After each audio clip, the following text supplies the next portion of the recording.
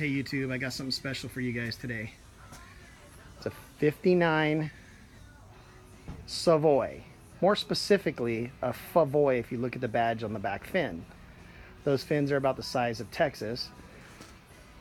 We just did a new package tray on this car. I'm going to show you the before and after job we did.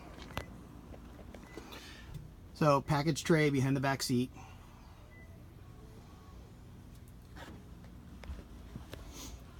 This is the before. Obviously sun-baked.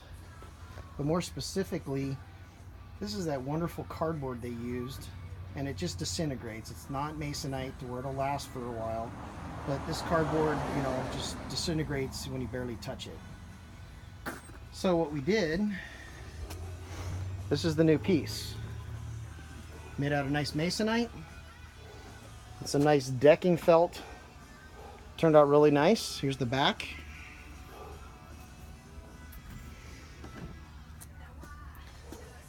Here's the top. Should be a nice addition to this car.